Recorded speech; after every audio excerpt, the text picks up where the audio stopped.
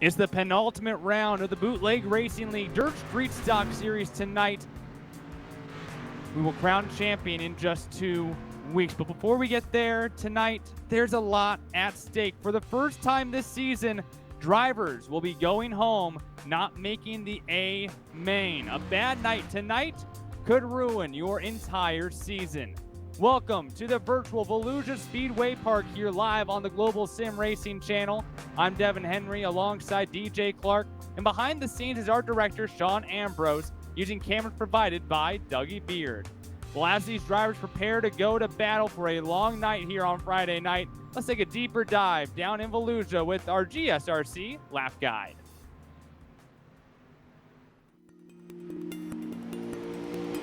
Welcome to Barberville, Florida and Volusia Speedway Park, a track that bills itself as the world's fastest half mile, as a sprint car holds the record around here at 12.5 seconds. That's even more incredible when you look at the track. While it's listed as an oval, the backstretch has more of a D shape, and the corners are long and sweeping enough that even down the front straight, in some cars, you're never going truly straight here. And the turns, while banked, they are only banked at about 10 degrees, so it is those long, sweeping corners that really help those high downforce cars keep the power down. Volusia wasn't always paved, even held some NASCAR races in the late 80s and early 90s, but the asphalt was tore up and the dirt put back in around 1998. Since then, in addition to your weekly complement of street stocks, late models, and modifieds, the World of Outlaws makes trips to Volusia every February. The sprint cars 1 week, followed by the late models the next, all a part of the annual Dirt Car Nationals. Can't forget the UMP Modifieds tearing up the clay surface here as well. They make several trips here a year. Now it's time to see if today's crowd can claim a win at the world's fastest half mile.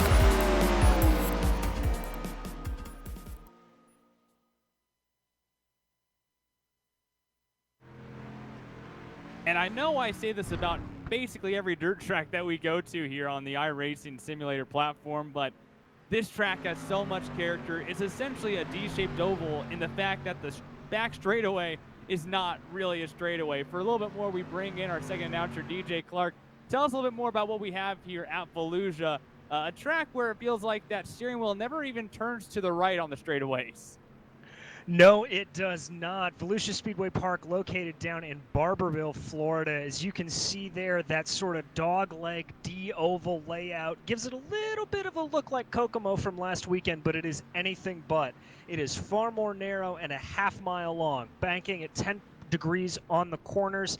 It is renowned and called by the owners as the fastest half mile in the world. The turns are quick. You've got to keep speed going throughout, and like you said, you never really stop turning. This is a track where you cannot afford to make any mistake or any lapse of concentration. And this track, I mean, it's gone through so many different adjustments. At one time when it was built, it was a different length. It had jalopies. It was only a 3/8 mile. Then it got paved. Then it got dirt again. And, of course, now holds the 12-day Dirt Car Nationals every single year in February. A very fun track. Glad to be here tonight with the Bootleg Racing League Dirt Street Stock Series. And, of course, we have to give a big thank you to all the sponsors helping put this broadcast on tonight with this series, including the Cruise Shop. The Cruise Shop has been in operation since 1986, and they are a team of highly experienced travel agents that have a huge passion for travel. They specialize in cruises, all-inclusive resorts, escorted tours, Disney and family travel, groups, honeymoons, and weddings. They would love the opportunity to help you plan your next vacation, so be sure to give them a call today at 260-755-6125 or just visit thecruiseshopfw.com. The Cruise Shop is dedicated to fulfilling their clients' dreams one destination at a time. And Jim Beaver Esports. All of tonight's heat races, which are going to be mighty jam-packed, are brought to you by Jim Beaver Esports, the official esports team of Jim Beaver and the General Tire Down and Dirty Show, powered by Polaris Razor. Follow the team at JimBeaverEsports.com or on Facebook, Twitter, or Instagram to keep up with their drivers in iRacing World Championships, private leagues like this here, and plenty more. And if you are interested in advertising with GSRC, our channel's 1 million monthly global impressions are a great way to get your branding seen by a diverse audience. Follow the link in the description below on YouTube, or just visit globalsimracingchannel.com/advertising. Well, let's dig a little bit deeper into this series. We have 21 drivers right now on the boards for practice, and taking a look at this championship, it gets tighter and tighter every week. And after this race, we will have our first official points with a drop week added in, DJ. We will indeed, and obviously the story over the past several races has been Bobby Rafferty's just uncanny winning streak. Will he be able to carry it in here tonight? We'll have to see, as he sits only 14 points back of Steven Spees, followed by Justin Morton down in third, John Hine and J.R. Shepard rounding out your top five. As is always the case with any of these races, you get points for the B main, you get points for the heat races, you get points for qualifying, so plenty still to play for with only this and next week yet to come in the season. And this series does have 2 drop weeks. iRacing does not calculate those until after the penultimate race and after the championship race. But right now, Bobby Rafferty does have a missed race on the schedule, so you have to imagine once that race is dropped off, he kind of seems like the points leader right now. So Steven Spees has to find a way. He struggled occasionally in qualifying and in his heat races. He has to maximize his points here tonight. And to keep up with all of your favorite drivers tonight here in the Bootleg Racing League, be sure to check out live timing and scoring at gsrc.tv, just like we have up here in the virtual booth. Go to gsrc.tv. Be sure to follow along with your favorite driver. All right, DJ, before we get rolling here, look at practice and qualifying. Take us in a little bit deeper of what we're going to see tonight with Bootleg Racing League and their format. Well, what you're going to be seeing is a classic dirt racing heat race format. You're going to have, it looks like probably about 3 different heat races now lining up. The top 3 cars from those races will make the feature. Everybody else will go to a B main. Those heat races will be reversed gridded. They will be inverted, so you qualify slowest, you'll be at the first of the line. The B main then, the remaining cars will try to make it into it, with only 20 cars making it to the feature. And as you said earlier, we have 21 cars here tonight. So for the first time this season, there is going to be a driver that's not going to make the field for the final 20 car A main. 2 minutes to go here as drivers get in their practice session, and this back straightaway is tricky. As you saw the 45 of Jason Menda again to the wall a little bit there on the back straightaway. Because you never stop turning, sometimes it's hard to kind of tell when you should get off the gas or how hard you need to drive that steering wheel to the left when you're on the straightaway. We'll take a little ride on board here with Robbie Robertson. But DJ, what do you see the most difficult part of this track being tonight? Well, you already hit the nail on the head. It is that back stretch. As you're going down and we see these guys really start to get into the heat and the feature races, you're going to be going too wide down that back stretch. And if you're not paying attention, that wall can jump out at you very, very quickly. It's frankly a little reminiscent of Phoenix on the paved oval side, but that sort of bootleg corner can just jump out. You can see it right there. It tightens up very, very quickly, so you've got to pay attention to that. The other thing is going to be is just how far up the cushion can push up the track. We're going to have to see as this track develops over time how far that pushes up. With a little bit wider angle in the corners, it's going to be interesting to see as it moves up if people are going to lose time trying to keep the momentum going on the high side or choose to run the low side and just try to cut their losses. Watching Robbie Robertson, the 26-year Air Force veteran out of Indiana. Right now, top of the board is Bobby Hayes, new this season to the Bootleg Racing League with a 19.945 ahead of Michael Redding, Bobby Rafferty, Kenny Kibbe, and Justin Morton. But practice times do not mean anything. We will move into qualifying here in about 30 more seconds. Every single driver will have 4 laps to make their best qualifying effort here. No, this is not the Indianapolis 500. So it's not the average time of the 4 laps. It's just the best lap that you land in those 4 laps. A very forgiving qualifying session, because if you want to stop after lap 1 or lap 2, go back, check your lap, see what you can do better. You can still go back out, forfeit that, say lap 3 and go out, run lap 4, try to get the fastest time possible. So a very forgiving qualifying session here, but qualifying up front is key because of points, though it does put you in the back of your heat race. It does, and to your point about being able to go out and try multiple lines on this track, as we take a look at the way it's starting to rubber in a little bit, and you can see it in shot right there, that rubber starting to lay down. We're going to have to see what's going to happen, what lines are going to be best. I'm predicting that you're going to see guys trying the high line and then trying the low line, just trying to figure out anything that can make it work here. Before qualifying, the team goes out, puts the blade in the water to the track, so a fresh track state here for qualifying, or I believe about 5% or so, and then the track will continuously move through the process, through the consolation race before the warm-up, and it gets reset again. But with how many cars we have here tonight, this track is really going to evolve. Watching Daniel Vaught here in the yellow number 90 machine, one of the first cars out on track, and right now the low line, typically the favored line, not only the short way around, but with everywhere having moisture, has the most grip right now as well. It does indeed, and we're going to have to be watching, and I'm going to be curious if somebody's able to lay down a really fast time if they decide to go up and run high just to see if they can figure it out. As we jump back here to Justin Morton, you can see him really diving down low, trying to get that car hooked around the corner. It's just a really, really fine line between getting the pedal down on the gas and making sure you can get enough tail slide with the proper application of brake. Justin Morton right now at the top of the board by half a tenth over both John Hine and Bobby Rafferty, who tied on their lap time for, I believe it is both lap number 1 for both of them. Now actually Bobby Rafferty going back inside the pits, forfeiting lap number 3, going to check out, see how he can be better. Now taking a look at Jason Menda in the black number 45 machine, the 25-year firefighter out of Pensacola, Florida. 44-year-old, been running a lot of bootleg and the Dirt Street Stock Series, although some of these guys we haven't seen a ton this season, so it's great to see a lot of these drivers out competing tonight. Here's J.R. Shepard, the pavement king of the Bootleg Racing League, and then John Hine. He knows quite a bit about dirt in that cruise shot number 71. Definitely a guy that you have to beat tonight. Finished second here last season. That's correct, and also as we look at the time, Steven Spees able to get back up there into the top 5 as of right now with the 20.152. That's going to really help him, and it's good to see him addressing those qualifying woes that we've seen him have earlier this year. Bobby Rafferty up to the top of the board now in the 7 Jim Beaver Esports machine. He has quick time now. Taking a look at Michael Redding. He moves up to P7 with that lap right there. And it looks like a lot of these drivers starting to round out their qualifying laps. Here's a look at Mike Holloway, currently 17th on the board. Typically a driver in the asphalt series that Bootleg has, including the Grand National Series that we will see live here on GSRC tomorrow night. But he's been playing with the guys in the mud here for a couple races this season. Good to have him out here. It is indeed, as we watch J.R. Shepard go around, only able to get up to 19th with that time. He's just having a little trouble, looks like, keeping the speed up around the corners with about 2 minutes to go left in qualifying. We do have a full field now of 22, as Bobby Rafferty topping the timesheets with a 20.031.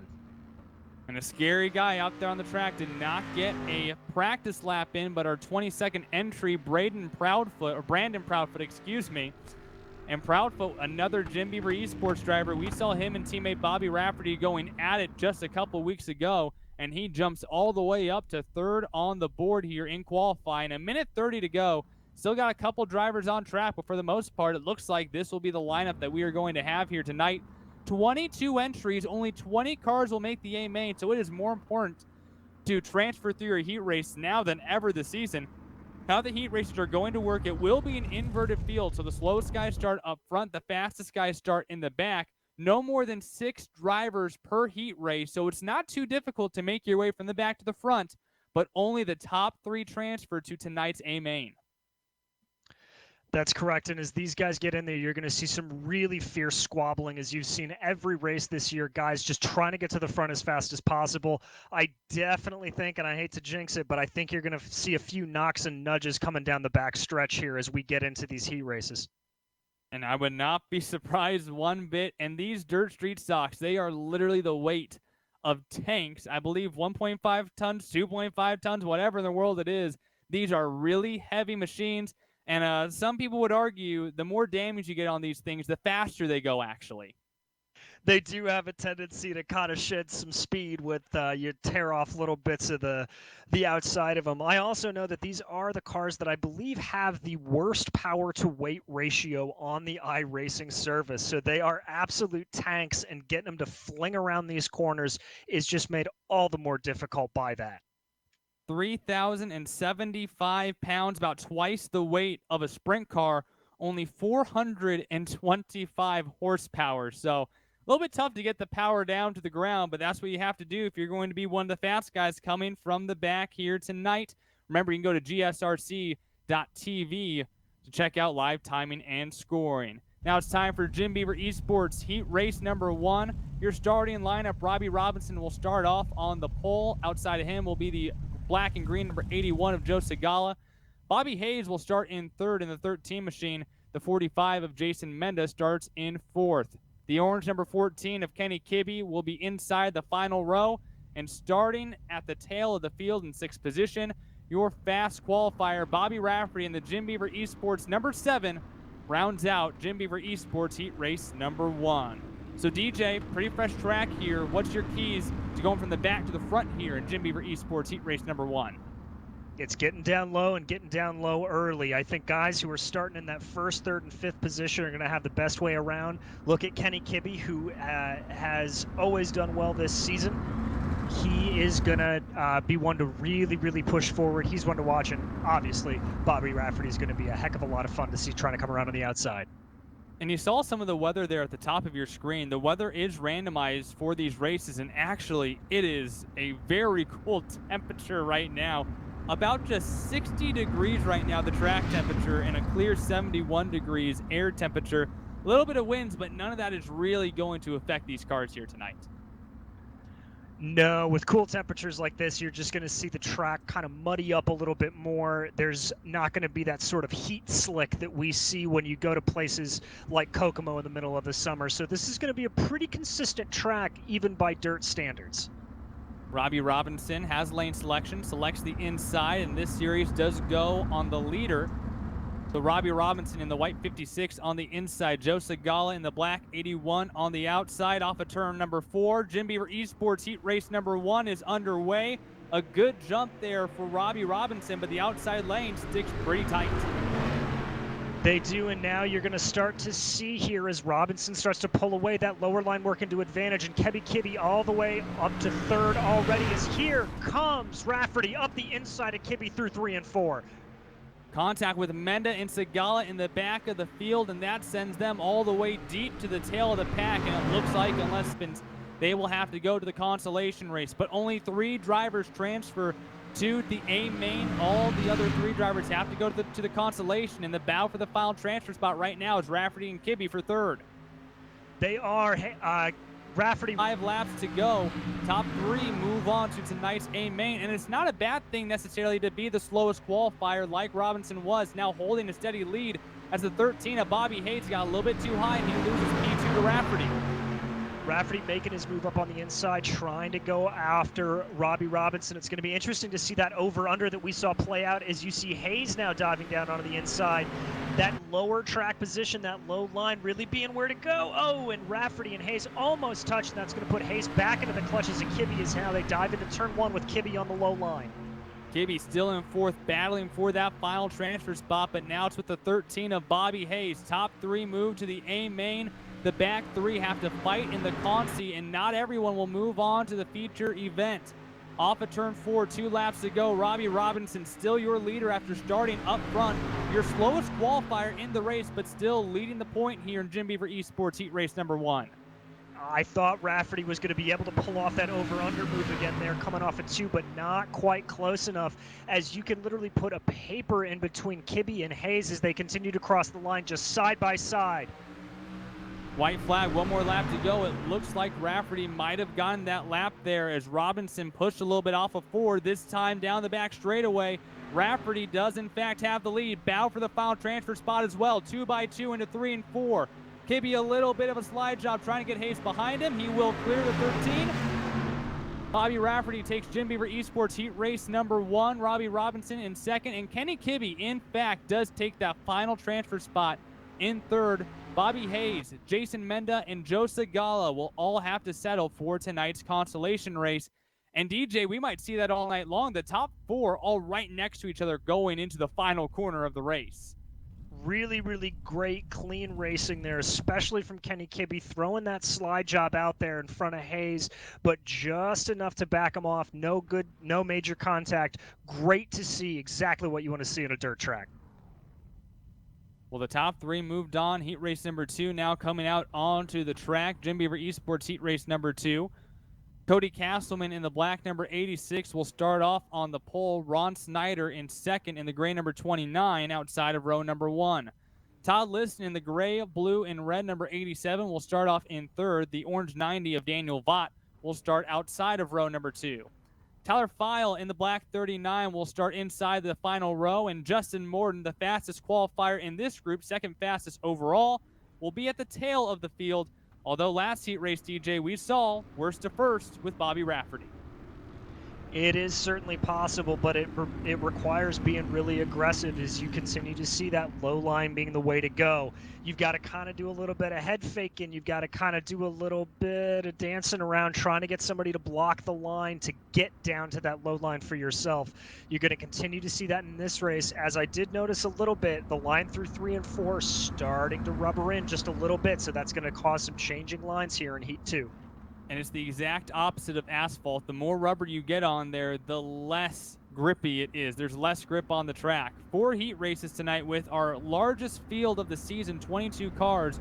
Only 20 make the A main, 6 cars in heat race 1 and 2. Only 5 cars in heat races 3 and 4. So our final heat race of 6 cars here. That's right. So we're going to see this really play out as we've seen time and time again on these things. Watch for Morton and File really to come up through the pack. Keep an eye on them. They're going to be pushing hard. Cody Castleman in the black 86 on the inside. He will decide when the green flag flies. Ron Snyder on the outside in the gray 29. Bringing the field off of turn number 4.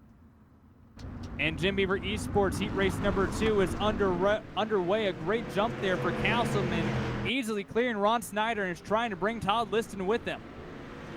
Great jump, but here comes Snyder on the outside trying to make it work. It looks like Liston's just going to get beat out there, but he does have the preferred light going into 1.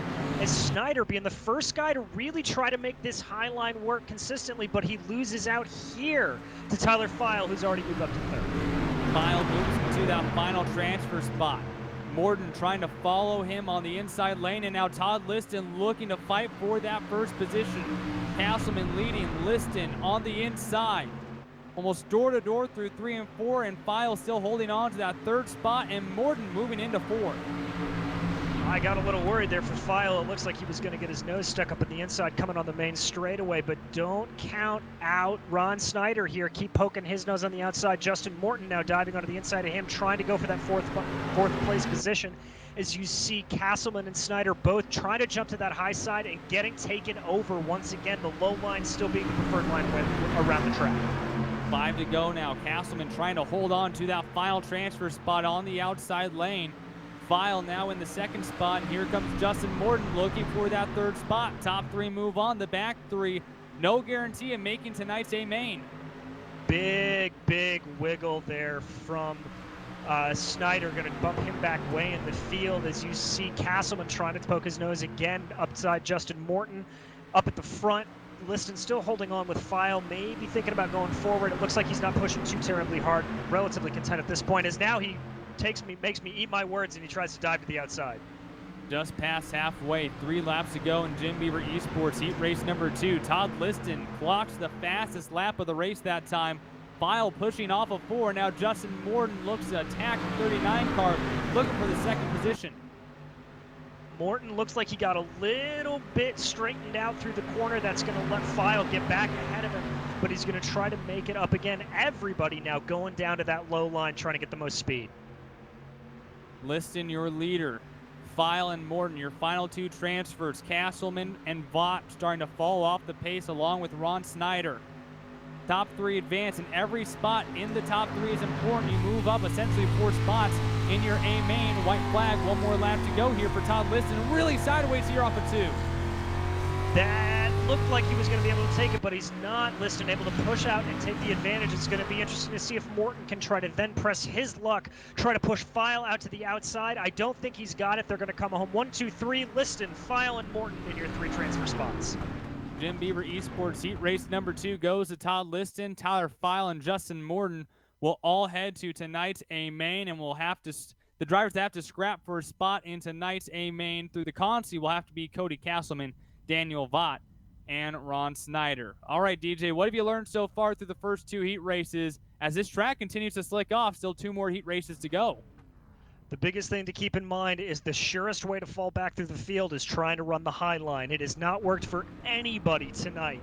So look to see everybody trying to dive onto that low line. And as of the track state right now, the best way to make a pass is to hope the guy in front of you makes a mistake. I'm not seeing a whole lot of pressing. It's not a whole lot of aggressive driving to get around in the front. It is just trying to pressure the guy in front of you, make him get a little straightened out, maybe not get the power down, and that's the way to get by. Only 5 cars here in Jim Beaver Esports Heat Race number 3. Mike Holloway in the black number 4 will start on the pole. Chris Davis in the black and yellow 07 starts on the outside of him.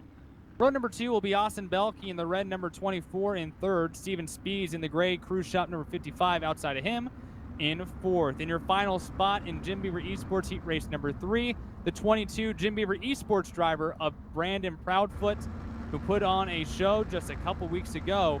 He has a brand new steering wheel, so he's looking to test that out here tonight. He will indeed, and he'll get a pretty good test here around Volusia. The big guy to watch in this, obviously, is going to be Steven Spees. I'm going to be fascinated to see how clean, how aggressive he's going to try to dive to that inside line. He, of course, watching the same thing we are, knowing just how slow that outside line is going to be. Your current points leader is Steven Speed without drop weeks added, looking to gain points here in Jim Beaver Esports Heat Race number 3, which is underway. It looks like Holloway with some connection issues. You don't see him on the track right now, so Davis slides into the lead. Speed's already into second, and Mike Holloway has yet to rejoin the track, and it looks like he might have stopped there afterwards after he blinked out. So essentially a 4-car heat race here. He's a little bit further back towards the pack, so still in it, but has a huge hole to climb out of it. Already Proudfoot into P3. Proudfoot making good moves, as well as Spees taking advantage of that blink out from Holloway. You can see when he comes off the corner, he's looking for different lines. He's trying to put that pressure onto Chris Davis, make him make a mistake. As he comes through 3 here, you can see him really close, just trying to figure it out, find out where that grip is going to be for him. On board here with Steven Spees, hugging that inside wall. Might have some pressure coming from behind him, and not too long as Proudfoot knocks in the fastest lap of this heat race so far. And Austin Belkey not too far behind him, so still a lot of battling to go on here for the top 3 to transfer to tonight's A main. Still, though, it's Chris Davis leading the way. Spees a little bit lower, but just has not been able to reel in the 07. No, both Spees and Proudfoot really trying to do that sort of reverse slide job line, starting a little bit higher and cutting down low. It looks like they're close enough to get through the middle of the corner, but then once they jump off the line, they're losing a little bit of grip, as now Proudfoot is clearly putting the pressure on the Spees, and the race is on here with 4 laps to go. Davis still out front, but Proudfoot looking to that outside, riding on the roof here of the 22 Jim Beaver Esports machine. Gain a little bit of momentum, comes up to the right rear quarter panel of Speed, side by side down the front straightaway. Battle for second place here between Brandon Proudfoot, and Steven Spees. Proudfoot looks like he's able to get around and make that outside line work for the first time tonight, carry that momentum. It's going to be interesting to see. Yep, he's going to stick to that medium line as there's contact, and Proudfoot starts to go around, catches it, but that's going to play right into the hands here of Austin Belkey, and that's going to put him into second, Brandon Proudfoot into third, and Steven Spees back into 4th place. Steven Spees needed to make the most out of this heat race. Rafferty won his heat race, so got maximum points. Spees now might not even make it out of the heat race as Austin Belkey moves into second. 1 more lap to go here for Chris Davis, looking to knock in heat race number 3 of the Jim Beaver Esports heat race. Belkey trying to hold on to second here. Final lap around, coming down the back straightaway. It doesn't look like Spees has anything here for Brandon Proudfoot. So the 22 machine will hold on to the final transfer spot, but Jim Beaver Esports heat race number 3 will go to Chris Davis. Austin Belkey will transfer in second, and Brandon Proudfoot takes the final transfer spot in third. Steven Spees will have to go to tonight's consolation race along with Mike Holloway, and that just looked like the worst possible scenario there. I think what really made that a bad deal there for Proudfoot is his right front hit the left rear of the 07, and at the exact same time, Spees got into the opposite quarter panel, and that just sent both of them down towards the wall. Very much so. Just sort of a classic damage train happening there. Heartbreak for Spees. He's really going to have to fight hard now in the B main. Make sure he is not one of the two drivers that drops out if he wants to make sure his championship hopes can stay alive. Well, one more heat race before we go to tonight's consolation race in the Bootleg Racing League. Jim Beaver Esports heat race number 4 lines up like this. The gray and yellow number 2 of John Wilson will be your pole sitter. The gray and blue number 98 of J.R. Shepard starts in second. Brendan McMyers starts off inside of row number 2 in third, and the 30 car of Michael Redding starts in fourth. And at the end of the field, the crew shot number 71 of John Hine will look to go from worst to first. A couple drivers have done it, but obviously some issues for Brandon Proudfoot last time. There were a few issues for him, but as you watch it here, it's going to be interesting. As I'm looking around here at John Hine, he may opt to go up to that high line. At least that's kind of what he's indicating based off of his pace laps. As we saw in that last race, the top line finally being able to pay off, carrying that momentum around the corner. This looks like it's going to be the perfect crossover point where we're going to have speed both high and low, and it'll make for some great action. And that should make the consolation race extremely exciting as well directly after this. But for now, Jim Beaver Esports heat race number 4, John Wilson and J.R. Shepard leads the field to the green flag. Final heat race underway, and a great start for both drivers on the front row. It is, as you see John Hine indeed taking to that high line, it looked like Brendan Myers was going to get really loose off the corner, as now Hine is able to get that momentum going on the top side, trying to make it work. As up front, John Wilson continues to lead, but J.R. Shepard starting to come right in behind him. This is not anywhere near over. Myers gets really loose, almost gets into Hine and slides to the back of the field.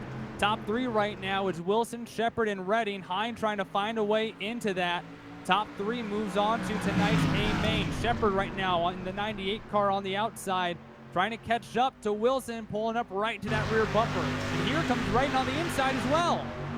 This is going to get dicey as they pretty much go 3 wide into turn 1, but Wilson able to hold off. Redding getting really, really loose there, but that's going to allow J.R. Shepard to now jump up and draw alongside on the back stretches. Here we go, sliding into turns 3 and 4. Wilson gets a little squirrely, but he's still able to hold the advantage, giving over Michael Redding now to be able to come in and try to run that low line to get around J.R. Shepard for third. Hine looking to peek all the way to the inside. He has the best seat in the house right now, but the last thing he wants to see is any more than just 2 cars in front of him. He's sitting outside looking in. Wilson gets really loose off of 4. Shepard doesn't have the momentum though. Looks like Hine might have gone to the wall off of turn number 4 and loses a ton of ground. And here comes Redding to the inside for the lead. Redding to the inside, but he gets cut off by Wilson as J.R. Shepard now jumps up to the lead down the back stretch. Everybody getting loose through turn 4 on that last lap. It looks like that part of the track really starting to rubber in. You're going to have to be very careful on the throttle. Everybody gets through clean now as here comes John Hine to the outside, trying to get that last transfer spot around Michael Redding, and it looks like he's got it coming out of 2 if he can keep the momentum up. Side by side for the final transfer. All 5 drivers coming to 2 laps to go with a chance to transfer into tonight's A main. 2 cars will go home in the B main tonight, so it's important to transfer Redding side by side with John Hine. Final transfer spot, battling it out. Oh, Redding gets really loose, slides up the track and loses the 3rd position and is now under attack from Brendan Myers. As here comes John Hine trying to defend that position. Michael Redding trying to see if there's anything to go. Myers way down on the inside, but they are going to keep going here. And it looks like Hine is able to hold it as he tries to dive down the inside of John Wilson. Doesn't really work, sort of has to force into a modified slide job there to keep it going. Final lap going into the final corner. J.R. Shepard off of 4 will take Jim Beaver Esports heat race number 4. And the battle for the transfer position ceases. John Wilson in second. John Hine moves to tonight's A main. Michael Redding and Brendan Myers have to go to the B main. And this is a very quick turnaround, DJ. Quick is one word for it, insanely fast is another. The track obviously getting more and more rubbered in. We're having more and more problems coming off of 3 and 4 with a full field like this. This B main is going to be a whole lot of fun. Lots of guys are going to be getting loose as this track continues to evolve before we reset going into the feature. 10 drivers here in the B main. Only 8 cars will move into tonight's feature. Your starting lineup has Bobby Hayes in the black 13 on the inside in the Cruise Shop machine. Cody Castleman in the black 86 will start in the outside row. Steven Spees, your points leader, has to start off in third. Michael Redding, another hot shot in this league, starts outside of row number 2. Jason Menda will start off in 5th. Daniel Vaught outside of him in the 90 machine in 6th. Mike Holloway in the black number 4 will start off in 7th. Brendan Myers in the 25 car in 8th. And your final row, Joe Segala on the inside in 9th in the 81 car, and Ron Snyder in the 29 machine rounds out your field, and this will be quite the chase to get into tonight's feature event. It will indeed. This is going to be fast. This is going to be furious. There's already a little bit of bump in there and brake checking as they come around to get the one to go. Guys to watch during this race, obviously Steven Spees, really and truly going to be fighting tooth and nail, trying to get to the front, get the best position he can to make it into the A main. I also wouldn't sleep on some of these guys in the middle. Michael Redding drove a great race, just kind of got caught out. Cody Castleman, always strong. This is going to be a great, great B main to watch. A lot to gain, a lot to lose. Wherever you finish is where you start from 13th through 20th for tonight's A main. 8 drivers move on, 2 drivers go home here at Volusia in the penultimate race of the Bootleg Racing League Dirt Street Stock Series. The crew shop consi off of turn number 4 is green. Bobby Hayes and Cody Castleman bring him down the front straightaway. Castleman not a good start at all. Bobby Hayes with a great jump on the outside. Very much so, making that outside line work and really starting to pull ahead, bringing Michael Redding right along behind him as Steven Spees already starting to make moves as he almost gets swallowed up. 3 wide there, pushing wide to the outside. That's him and Daniel Vaught almost getting into each other as we come around to finish lap 1. Michael Redding battling for the lead, takes lap number 1 and now takes the lead away. New leaders, the 30 machine, out of turn number 2. Hayes in 2nd, Castleman 3rd, Spees trying to make chase behind them in 4th. And the yellow flag will fly here just 1.5 laps into tonight's consolation race. And don't really see any issues on the track. Looks like Segala and maybe Holloway were a little bit behind the field, but we'll have to take a look here and kind of scrub back, see what might have been the issue here. I think it may be Daniel Vaught. It looks like he's got a little bit of front end damage there as we go to replay here on GSRC.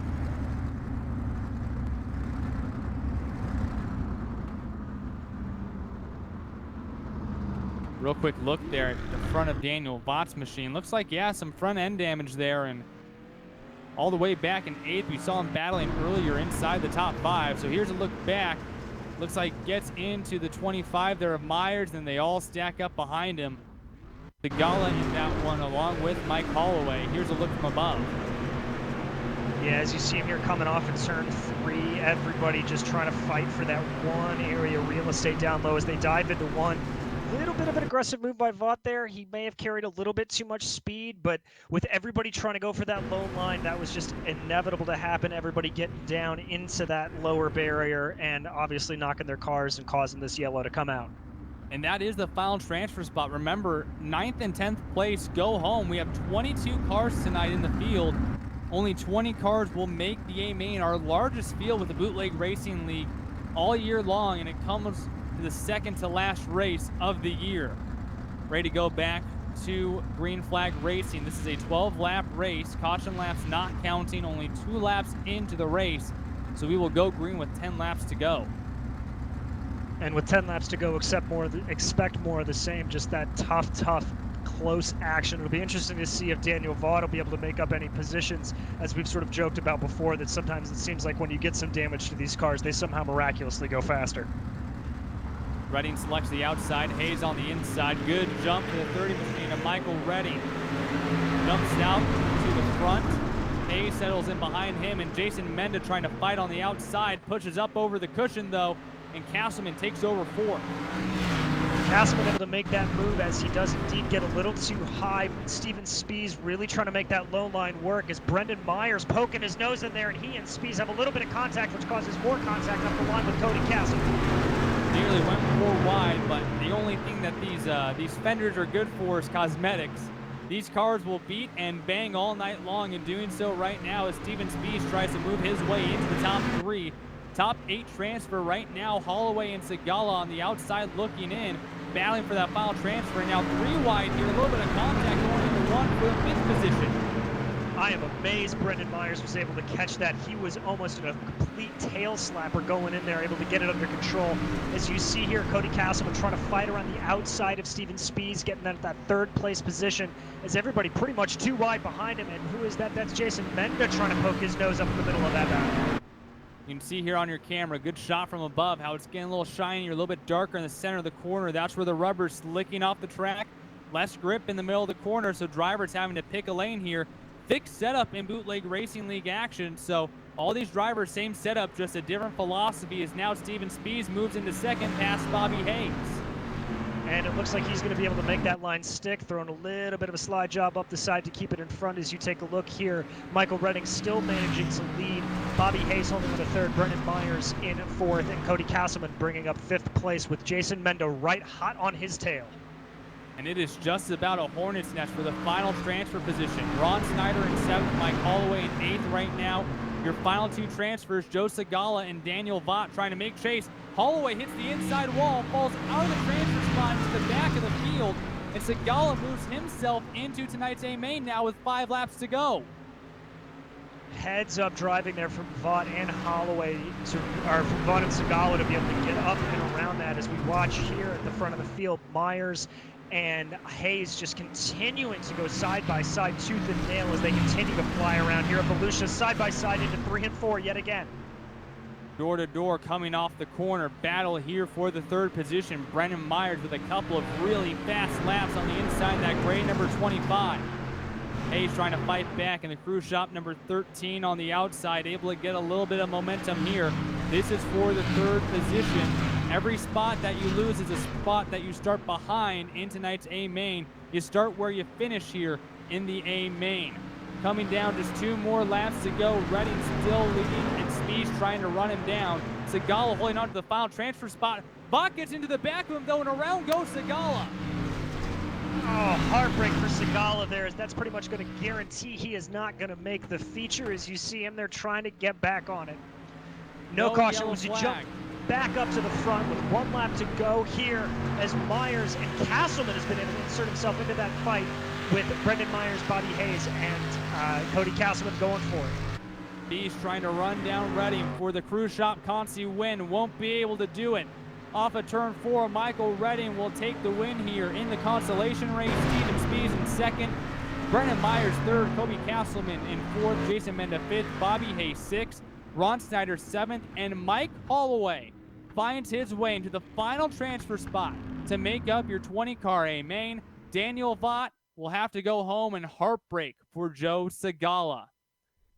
Well, that sets our 20-car field now, DJ. All the drivers coming out for a 5-lap warm-up. They take the blade in the water to the track. They will do so again before the A main starts, back to set the track state to 15%. But here's where you get a sense. What's it like to have 20 cars on track all at once? Well, in a word, it's chaos. As we've seen when you tried to run those 10 cars there, it was hard enough. Just imagine 20. As you see these guys starting to go out around, everybody's starting to experiment a little bit with that top line, seeing what the grip level on the cushion is, seeing what they can push around. It looks like they're thinking that's going to be the fast line here, but with the track reset, I'm not convinced that the lone line's not going to be as good. Volusia here in Barberville, Florida. Originally was Barberville Raceway when it was founded back in 1968. And it was originally, before it was built, it was just a quarter-mile sand track where they would just run some jalopies back in the 50s and 60s. But then in 1987, the track was actually paved over. This was an asphalt track. And the NASCAR, what is now known as the Xfinity Series, raced here a total of 4 times before the track was converted back to dirt for the 1998 season, eventually turning it into what we see today here on iRacing. Only one driver has ever won both on asphalt and on dirt here at Volusia. DJ, do you want to take a wild guess? I'm guessing in that time frame, I'm going to make a wild guess that it may be Gordon, but that's probably wrong. That's a good guess because Gordon ran a lot of dirt, but once he went asphalt, he just did not go back. The answer is Kenny Wallace. Oh. He won the first ever Xfinity Series race here, the Herminator, and then also won during the Dirt Car Nationals in February a few years back and became the only driver in track history to win at this track when it was both asphalt and dirt. Maybe we should petition iRacing and let's try to get some pros to do the same, both in the World of Outlaws series and then in the Coca-Cola series. I wouldn't be opposed to that. I also wouldn't be opposed to iRacing seeing if they can do a USA International Speedway and make this thing paved as well. Could be a fun little doubleheader for iRacing to put on.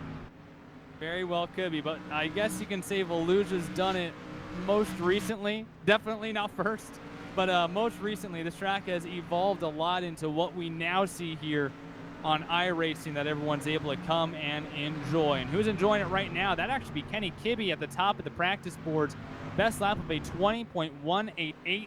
Brandon Proudfoot and Jason Menda not too far behind him. But of course, we mentioned earlier before this race started, DJ, all eyes on Steven Spees, your points leader, and Bobby Rafferty. Right now, Rafferty qualified quick time, won his heat race, so he has maximum points.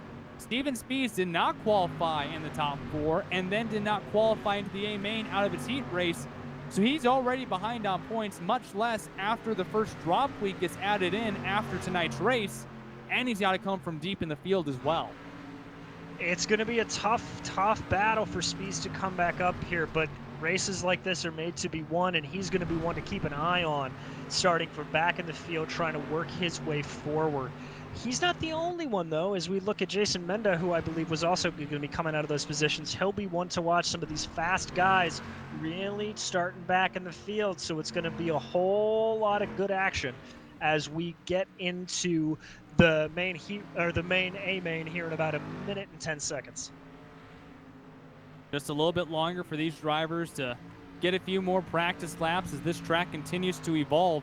And my favorite part about having 20 cars on track is how much this track will evolve over the course of 40 laps. So, I mean, put it this way, 40 laps times 20 cars, 800 laps this track will go through. It's going to evolve, lines are going to change, and you're going to need to adapt to find your way to the front at the end of this one.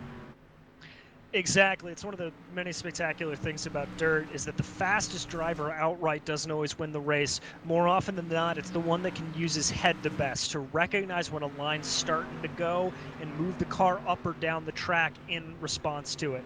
It's what makes dirt fascinating, and it's what makes dirt utterly unpredictable, as you'll see guys running a quick low line all of a sudden to jump up high and be able to make themselves go even faster 2 laps later. Track state will start at 15%. That's almost around where it was at the end of the consolation race. So some of the drivers who ran in the late heat races will have an opportunity to maybe run through the field a little bit more once the A main gets going. Well, it's time to set the grid for tonight's penultimate race at Volusia Speedway Park. In 2 weeks, because of Labor Day, we're going to take a break next week, but in 2 weeks we crown a champion, but you can't win the championship if you don't have at least a good finish here with those 2 drop weeks. Taking a look at tonight's starting lineup on the pole, looking to go 5 wins in a row here in the Bootleg Racing League Dirt Street Stock Series. It's Bobby Rafferty. On the outside of him in the number 87 machine is Todd Liston. Inside of row number 2, the 07 machine of Chris Davis. Outside of him, the 98 of J.R. Shepard. Robbie Robertson lines up in 5th inside of row number 3. Tyler File outside of him in 6th. Austin Belkey will start in 7th. John Wilson in the 2 car in 8th. Kenny Kibbe is inside of row number 5 in the orange number 14. And Justin Morton in the 9 car rounds out tonight's top 10. Braden Proudfoot going to be bringing up in 11th place, and John Hine lining up outside, right alongside him in P12. Michael Redding and Steven Spees making up the next row, followed by Brendan Myers in 15th and Cody Castleman in 16th. Jason Menda coming home in 17th as Bobby Hayes will be starting us off in 19th. And making up the final row, Ron Snyder in 19th, and Mike Holloway, the survivor of that B-main consolation race, going to be bringing up the field in P20. Drivers looking to get one more win before we head to the championship in 2 weeks at the dirt track at Charlotte. DJ, what's your keys to finding victory lane here in Barberville, Florida? The biggest key is making the guy make a mistake. That's where we've seen the best advantage to be pressed. I don't think you're going to see a lot of guys, especially your Raffertys or your Spees or your Kibbies or any of those guys that have a legitimate shot to maybe make it in there. Obviously Morton and Hine as well, and Shepard. I don't think they're going to be going for bonsais. They're going to be trying to force guys into mistakes, push up over the cushion a little bit, come down too far on the berm. You make them make a mistake, you can throw a slide job or cut down inside, give them the over-under, and that's the quickest way to get to the front. Bobby Rafferty selects the outside lane, your pole sitter tonight at Volusia. Inside of him, Todd Liston, the 87, leads the field to the green flag. Off of turn 4, the pace truck pulls into the infield. We are underway at Volusia Speedway Park, the second to last race before we crown a champion here in Season 4. As you see there, Bobby Rafferty taking that middle line as there's contact there between File and Davis. File really getting loose. That's going to open him up to a potential takeover by Robbie Robertson. As Todd Liston starting to challenge Bobby Rafferty up at the front, going lower than him, but Rafferty's going to hold on to lead lap 1. Lots of contact in the Hornet's Nest. Hine, Morton, and Spees all got into each other right in front of Redding. 4 big names right now in the Hornet's Nest of this pack, but Bobby Rafferty out front on the point. Liston still trying to fight on the inside of him. Chris Davis in third trying to hold off J.R. Shepard, and just a wild bunch of battles going on right now. A great shot here from above. And look at that, ladies and gentlemen. Brandon Proudfoot up 6 spots into 5th. I may have spoken too soon there, as it looks like Tyler File's going to try to get a run on the outside, but he's obviously got a clear car behind him. As you look up front, Todd Liston trying to go this way and that, gets a little bit straightened out through the corner. That's going to open him up to Todd Davis to potentially go around the outside. He's going to hold him off, throw a little bit of a slider there to just keep him at bay as they round the second turn. File right now, pioneering the outside lane. Yellow flag on the track now. Only went about 4 laps, and our first yellow flag of the night comes out. It looks like some issues for John Wilson, also Ron Snyder and Bobby Hayes way off the pace. We'll take a look back here on our GSRC replay machine of what happened. Yeah, as you see John Wilson here coming around as they make their way down the main straight. He's going to try to go up to the outside line, dive in there up, and he just gets hit in that left rear quarter panel, spun right around, and that's going to bring out the yellow. A quick little bit for everyone to kind of catch their breath. Watching off the rear bumper here of John Wilson. Just watch how quickly this happens. Castleman gets into the corner a little bit hot, slides right up into the 2 car, and Wilson turned the wrong direction. Unfortunately, sometimes early in the street race, if you're just or early in a dirt race, if you're just trying to push as hard as you can, you overestimate the braking force of the guy in front of you, and that is not uncommon. But really and truly, absolutely insane drive here from Brandon Proudfoot, up 6th, able to hold up 6 places, able to hold on to P5 away from Tyler File. He is on a bullet here. Really watch him on this restart, as depending on which lane Bobby Rafferty decides to pick, he'll be right alongside him and be able to pull as fast as he can up front. Proudfoot will start inside of row number 3. A couple of other big movers. Michael Redding up 4 spots into the top 10. Steven Spees from 14th to 10th as well. So a couple drivers still trying to fight their way through the Hornet's Nest. Looks like Bobby Rafferty, or it looks like we will actually go. No, Rafferty actually selecting the inside lane here. Interesting. Off the initial start, selecting the outside. Now on the inside here, only about 6 laps into the race. It's a little bit of an interesting move from him, as it seemed like both lines were working pretty well, but Rafferty, obviously an expert in these dirt street stocks, so he knows what he's doing here. Watch for him to really try to press his luck as he comes up right behind that pace truck, really trying to bunch the field up. Rafferty, Liston, Davis, Shepard, Proudfoot. Your top 5, a huge jump for Bobby Rafferty on the restart, leaving Liston and company in the dust. And now Davis trying to find P2. Rafferty might have scraped the inside wall, but doesn't lose a lot of momentum. He continues to lead up front as Davis, Shepard, and Proudfoot and File now all going almost 4 wide around 3 and 4. A little bit of contact there between Proudfoot and Davis, but they're able to keep it together as here comes J.R. Shepard now trying to make it work on the outside. They're side by side between Davis and Liston, and between Shepard and Proudfoot for 2, 3, 4, 5. Another caution flag now flying on the track here at Volusia. Looks like it might have been a little bit more chaos and calamity for John Wilson, whose front end is just absolutely tore up and might have some suspension problems as well after this one, DJ. He may indeed, as we watch him here, a little bit wiggly coming on the main straight, and it looks like now it's his turn to maybe go a little too hot into that corner, but there's contact in front of him, and he just had nowhere to go as he gets pegged from behind as well. This is just not John Wilson's race. Looks like Hayes there delivered the accidental haymaker at the end. Jason Menda there looks like got loose initially, ends up just getting absolutely ran into. The worst possible kind of domino effect there, and some beat up race cars. Only one quick repair here. And looks like Wilson will have to go and use that now. I wouldn't be surprised if we have a couple more guys coming in as well. Especially if you're in the back of the pack, why wouldn't you at this point if you're worried about any sort of damage? And obviously, as you said, with the fast repair, the fact that Wilson was able to make it around on his own power, pop into the pits, get that car repaired, he will more than likely stay on the lead lap as the field starts to cycle back around. So the difference here on this restart, Chris Davis moving into second will start the opposite of Bobby Rafferty. Liston will have to start on the inside.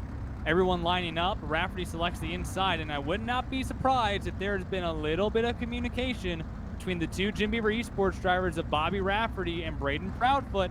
They are running awfully similar lines there on the inside. They really are, is everybody kind of running this similar line through this. It's just a matter of who can push each other out of the way and maybe scare the other guy when he sees him coming up the middle. As even now, there's a little bit of bumping and rubbing, a little bit of nudging in the back as everybody lines up with Bobby Rafferty choosing the inside line here for the restart on lap 12. Going green, coming to complete lap number 12. 28 to go. Another phenomenal restart for Bobby Rafferty going into turn number 1. Liston trying to squeeze to the inside, makes contact. And a huge checkup on the inside lane, even File on the outside, flies up the track, and now Michael Redding has moved into third. Amazing move from Redding to keep it alive there, but just absolute chaos there in the back as it looked like Proudfoot and File all involved with that little hit. As Bobby Rafferty continues to lead as we dive down, J.R. Shepherd trying to get up under Michael Redding. He may just have it, but Redding able to hold it out as we go down the back stretch and into 3 and 4. Liston with a ton of bad luck, restarted third. He's back in 10th after a little bit more contact in the Hornet's Nest. Meanwhile, J.R. Shepherd trying to move into fourth past Michael Redding. The Grand National Series virtuoso moving to the dirt and trying to land himself on the podium here tonight at Volusia. Really trying to make that inside line work, as you saw him behind there, John Hine getting a little bit squirrely coming through 3 and 4.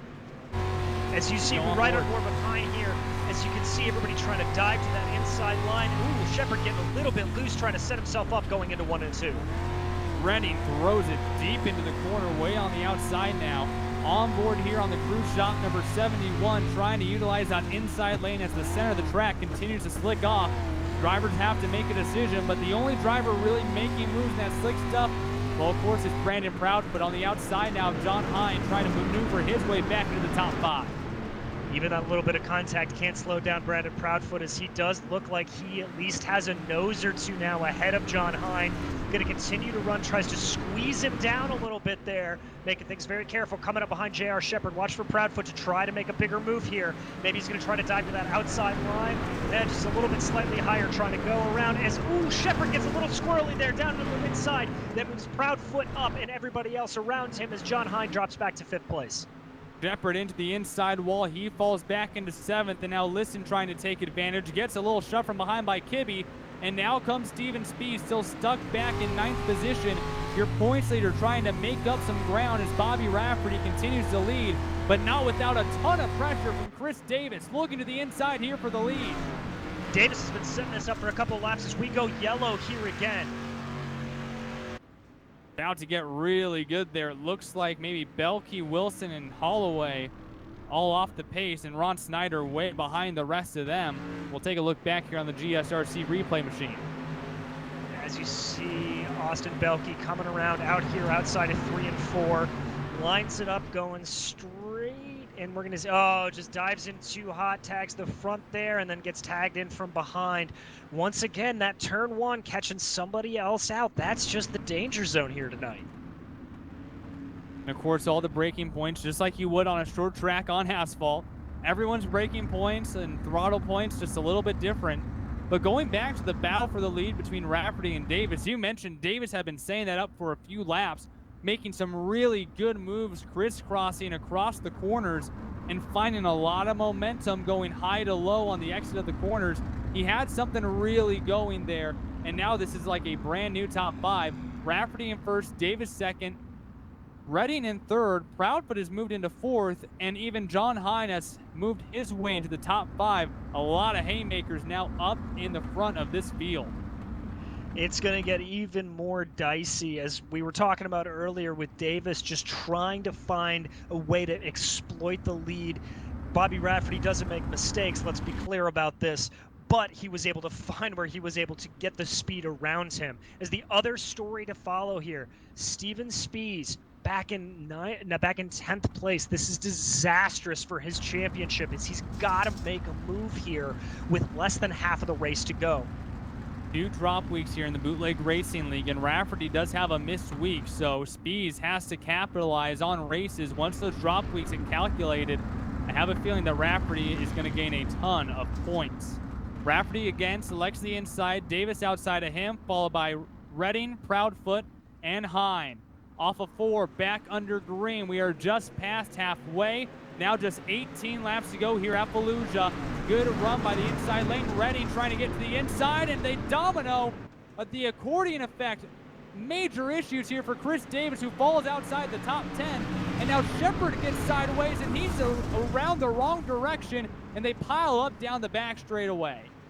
That was just the wreck that kept on giving, as Chris Davis just fell back through the field and sort of ping-ponged across everybody else, eventually catching J.R. Shepard out of it. As you see here, terrible start from Davis. Once again, as Rafferty got the jump on him, he came in just a little bit hot, made contact there with Michael Redding. That forced Davis into just sort of a tank slapper. Looks like he makes contact with Kenny Kibbe, as there you see J.R. Shepard just pinwheeling down the backstretch. And then they just pile up behind him. Castleman with a huge slug to the 98 car. I would suspect that both of them are going to have to get some fast repairs. No more hood there for Castleman. Let's ride on board. This is how hard it is to try to avoid an accident. You just can't even see what's going on in front of you. Is there? You couldn't even see that accident. Absolute heartbreak for Cody Castleman. Not his fault at all. He had nowhere to go. Looking like a true dirt street stock now. The number 86 of Cody Castleman having to go and take that fast repair. Tags the tail of the field. And now we will be going green with less than 15 laps to go.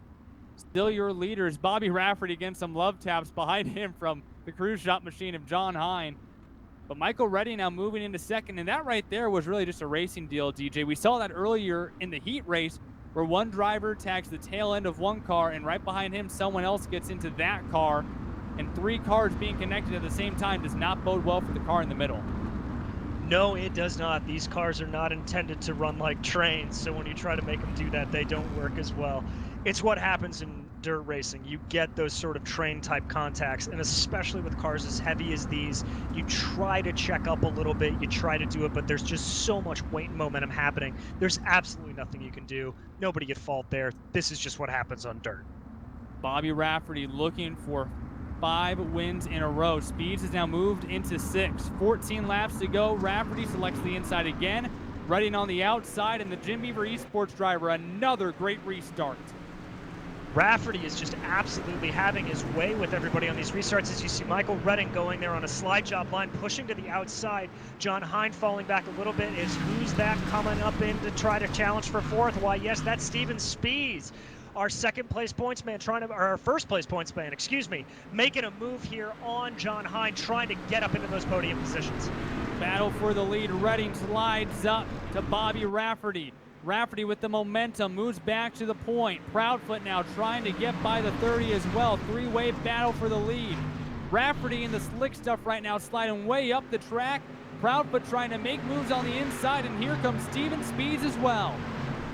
He's really making that high line work and running a combination of high to lows and slide jobs as he's coming up right alongside the left rear quarter panel of Brandon Proudfoot as they're going to dive in here. He's going to try to make a move. He may get held up a little bit by Michael Redding in front of him, but look at him try to carry speed to the outside and squeeze Brandon Proudfoot, but Proudfoot's going to be able to get the move around him on the outside. Michael Redding came from the B main, started in 13th, he's in 2nd. Proudfoot started in 11th, he's in 3rd. Spees came from the B, he started 14th, he's in 4th. Side by side, banging doors in the middle of the corner. Rafferty still holding on to the lead. Redding trying to keep the 22 of Proudfoot behind him, and Spees is still in this fight as well.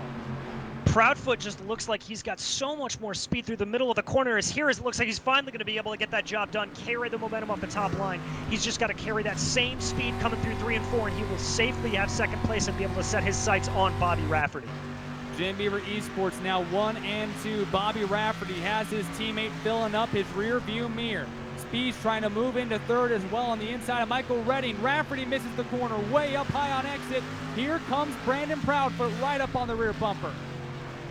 Catastrophic error there from Bobby Rafferty. I thought that was his race done as Michael Redding comes up into Brandon Proudfoot, scorches him a little bit there, and that's going to let Steven Spees have a good run, but Proudfoot able to compose himself as Spees dives down to the inside trying to get it, and once again, Brandon Proudfoot making that high line work, carrying that momentum out of 1 and 2. That is his way to go there as he squeezes Michael Redding, and Michael Redding squeezes right back, forcing him up high, and that's going to give the spot to Steven Spees, who jumps up into 3rd place. 7 laps to go. Your points leader back onto the podium. Rafferty trying to keep all this chaos behind him as Redding slides up with Proudfoot not too far behind him. Still door to door here for the 3rd position. Looking to land on the podium. Rafferty checks up in the center of the corner. Redding checks up with him, and now Spees is right on the rear bumper of the 30. This is going to get dicey as Spees tries to maybe push a little nose down to the inside. He's going to stick low while Redding drives up trying to do a slide job there as once again Brandon Proudfoot making that high line work, carrying the momentum through 3 and 4. It's going to have to see if he can make it work. Squeezes Spees down to the inside as he runs the low line 3 wide as Spees straightens up, runs into Brandon Proudfoot. There's contact on the front stretch. 5 laps to go. Rafferty, Redding, Spees, Proudfoot. John Hine is in the catbird seat right now in 5th. Behind them, Myers goes around. Will this bring out a caution? Not yet, and it does come out with 5 laps to go. Myers got sideways, and it caused up a jumble of cars. There are no green-white checkers in the Bootleg Racing League. We will have to see how many laps they will go here and see what's left under green. Just a little punt there from Morton, just a little bit, and that unfortunately sends Tyler File, who was running in the top 10, to the back of the field. Yeah, just a little bit of contact here as we ride on board with Justin Morton. You see just that little bit of bump there given, and that's going to send Brendan Myers right around. As we line up here, we come to the flag with, I believe, 4 to go, waiting to see as, oh, excuse me, we're back on replay here. So with 3 to go, it looks like the lights are still on, which means that we could have a possibility of a 1 or 2 lap shootout here, depending on how the service decides to play this. So Bobby Rafferty, 2 times this year, has won a race under yellow, where if there would have been the caution 1 or 2 laps before, it would have ended in a 1-lap shootout. Tonight might finally be 3rd time the unlucky charm for Rafferty. This might be the actual 1-lap shootout that we have been robbed of, if you will. 2 races already this season. No green-white checkers, no guaranteed finish under green. We will have to see how iRacing plans this. And the lights go out on the pace truck.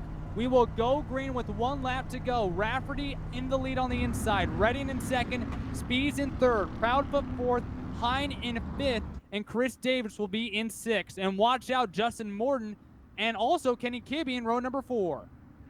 Well, it's going to be hard for Bobby Rafferty here, but I have to say the way he's been getting these restarts, I'm not too terribly worried. I think he'll be able to get the pedal down quick enough. It's really just going to be a question of if Michael Redding can push him hard. A 1-lap shootout at Volusia for the win here in the penultimate race of the Bootleg Racing League Dirt Street Stock Series.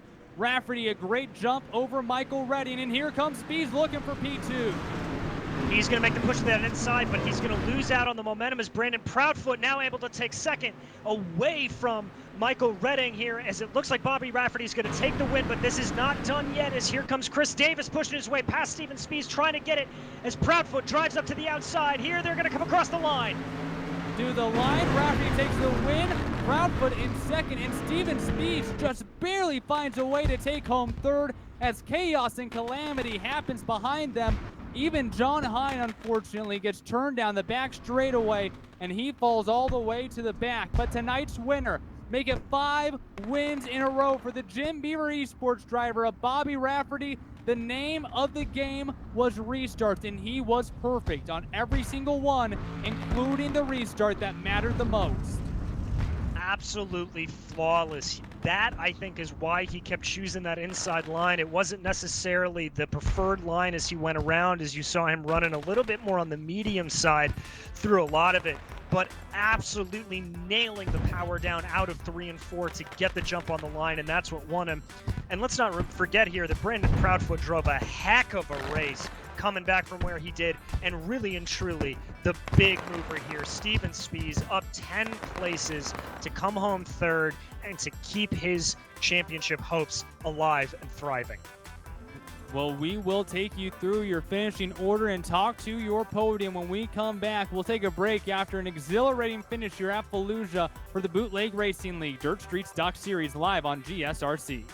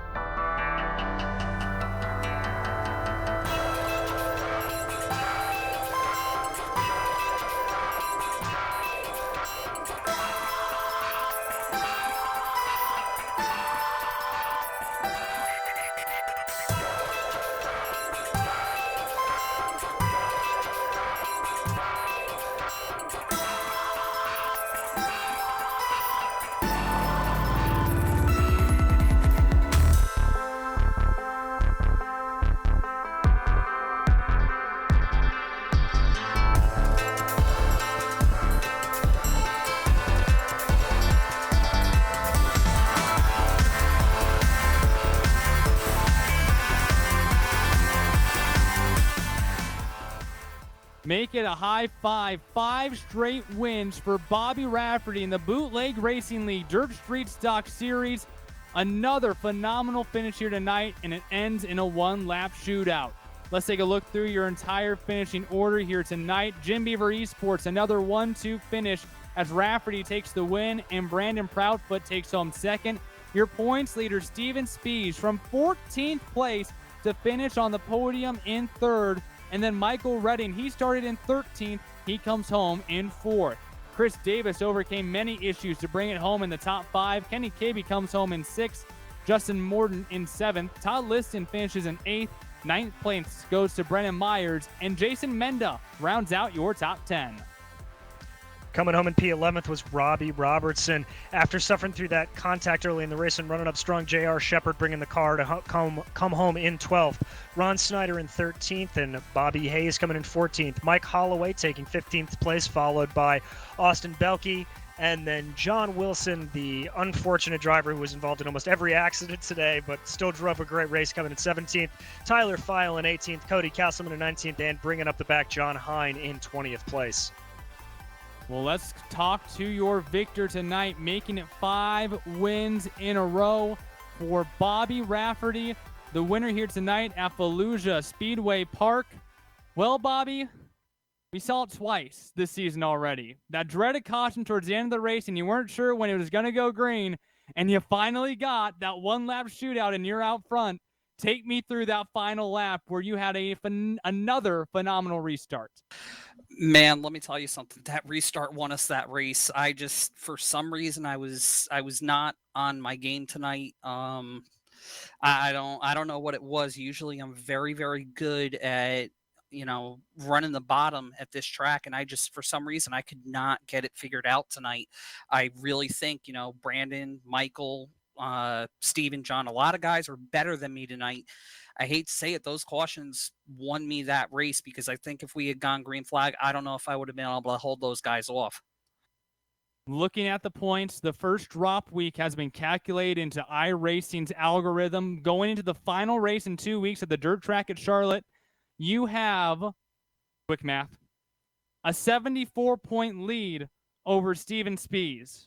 What do you need to do 2 weeks from now to bring home this season 4 championship? Have a good finish. I mean, yeah, we're definitely hunting a championship here, but I'm not gonna rest on my laurels either and just putt around. I'm definitely gonna try to go out there and get another win. I think it's 5 wins in a row now for us. It would be that alone. It just is mind-boggling to me. But it would be cool to get the 6th one in a row and the 7th one on the season. I definitely still say, without the bad luck, some of the bad luck that Steven had this year, he would have been a lot harder to beat this year. I mean, take tonight as an instance. The poor guy's got to start mid-pack, and he drives it all the way back up to 3rd. Steven's got the speed. He just needs a little bit of luck on his hands. But, hats off to him for an awesome performance tonight. From 14th to 3rd tonight for Speed, your GSRC hard charger, but another 1-2 finish here for Jim Beaver Esports. Who do you have to thank for a top 2 Jim Beaver Esports sweep? And like you said, win number 5 in a row, 6 total on the season now. Of course, first off, I've got to thank Bootleg Racing League. I've got to thank you guys at GSRC. I know I say it all the time. I'm a broken record, but hands down, best broadcast provider on iRacing. Also got to thank the Cruise Shop, our main sponsor, and I've also got to thank my team, Jim Beaver Esports, my main sponsors on the car, Vision Wheel, GSPX TV Axles, and I've also, got to thank all of our sponsors: General Tire, Polaris Razor, Rigid Industries, Dirtfish, GSPX TV Axles, Gibson Performance Exhaust, Acronis, the Motorsports Drop, 07 Designs, Sans Racing Fabrication, everybody that helps us put this deal together. It's really, really cool to be on such a team. And I'm not going to say too much, but there might be somebody that you guys watch every week here run with us that might be flying the Jim Beaver Esports colors here pretty soon as well. Well, Bobby, a huge congratulations. Another victory. You'll be fighting for a championship here in just 2 weeks. Congrats on the win here, Bobby. Thank you guys again, and I will see you guys tomorrow. And actually, before I let you go real quick, I just want to publicly apologize to Steven Spees for our incident on last Saturday. I tried to get up in that high line, and it was the wrong move. I thought we had more room, and when I turned the wheel to the right to get up in behind him in the Grand Nationals, he was already stopping, and I ran him over. So, bygones are bygones. I made a mistake. He made a mistake, but I wanted to publicly apologize for that. I don't like racing like that, so, like I said, just wanted to apologize to him. Well, I don't think there are any hurt feelings. I think you guys are all good. And, of course, we will see the Grand National Series tomorrow night live here on GSRC at the Bull Ring at Las Vegas. See you tomorrow, Bobby. Thank you, guys. Have a good night. You too. And I think he might have a better night than me. Now let's head on over. DJ is caught up with Brandon Proudfoot. Brandon, massive charge up through the field, coming up so many spots. Really, really driving a great race to bring it home second. How was it out there? It was fun. Very beginning of the race, it was right along the inside wall, and as that went away, I found the slider line around lap 20 right there before the caution at halfway, and that's what I used to be able to stay up there towards the end and finish second. You beat me to my point. I was going to talk about you running that high line, the absolute perfection. So it looked like you were kind of the only one doing it, but so that just seemed to be the preferred line for you. The line was there around lap 20, but it wasn't very prominent. Because these cars are so lower horsepower, you're able to run through the slick pretty easy, and that makes the bottom last a lot longer. So until you really start losing your control on the bottom, does that slider line or even the top side, whenever you got a higher power car, does that really come in? I gotcha. Well, you're obviously pretty well known for running the asphalt, boys, and it's great to see you coming out here on the dirt. How you liking it? It's actually vice versa. I'm actually more known as a dirt guy. Past 2 years, I've competed in the World of Outlaw Late Model Pro Series. So it's actually kind of vice versa there. I've got more experience in dirt than probably 100-fold in the asphalt side, but coming down to do the street stocks and the sprint is definitely not my forte compared to the late models. I feel that, and sorry for the confusion on that. Anybody you need to thank for today? General Tire for the primary, Polaris RZR, Vision Wheel, Rigid Industries, Dirtfish, JSP XTV Axles, Gibson Performance, Acronis, St. Racing Fabrication, 07 Designs, Matt Everhart doing the paints, getting them in. Mom, girlfriend, grandparents, and everyone out on the team. And congratulations, Bobby, on the win. All right, and congratulations on second place there, Brandon. Great talking with you and great run today. Yep, thank you guys for the broadcast and getting the 40 in. All right, that was your second place finisher, Brandon Proudfoot. As we're now going to move on to the third place finisher and the hard charger of the race, Steven Spees. Steven, heck of a run up through the field. How was it out there? Tight, close racing, but found a way to sneak up there somehow. I'm not exactly sure how it happened. I know I went backward early, but I got stuck on the outside and then just kind of committed to the bottom, and people, I think, kind of kept bumping and hitting each other and moving themselves out of the way, and we just kept picking them off. So really surprised. A lot of really good drivers here, so I'm super happy. Well, I think I was certainly happy watching you. You were a heck of a runner through there. Looked like you were making that low line work a little bit better than a lot of other people. Talk us through that as things started to get a little narrow on that next to the guardrail. Yeah, it makes me a little nervous, especially here at Volusia, trying to run that bottom. A lot of times people will overdrive into the corner. I back it up quite a bit, almost like it's a pavement car. Don't really throw it sideways or anything like that. Just kind of keep the car straight, keep it down there where you got tires and that moisture. Because if you slide up into that slick, you lose all that momentum.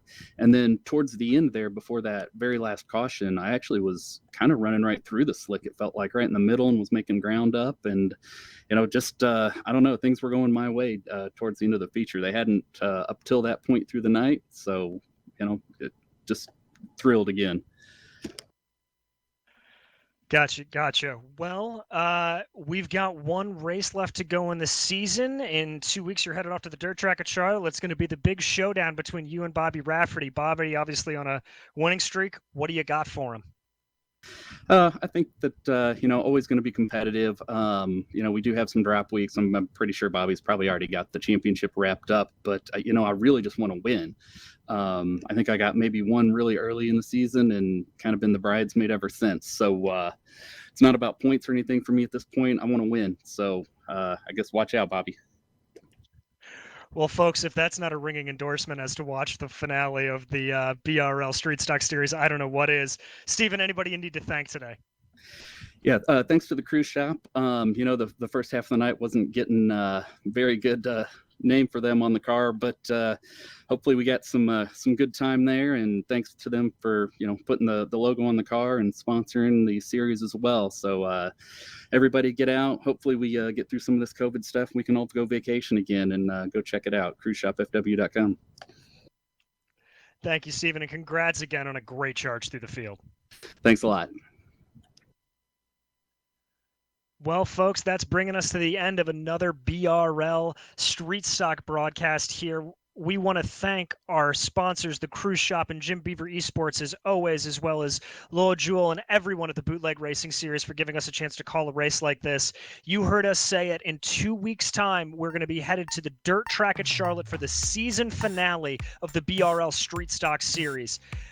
Now, as you see, we start to bring things up here. If you want to advertise on our channel here on GSRC, our channel's 1 million monthly global impressions are a great way for you to get your branding seen by a diverse audience. Follow the link on the screen or the description to learn more. Thanks to the companies that provide the software and the hardware for our broadcasts. You can see them now on your screen. I want to thank, additionally, June Lalonde, who provides our wonderful music. See on screen to how to get a hold of her.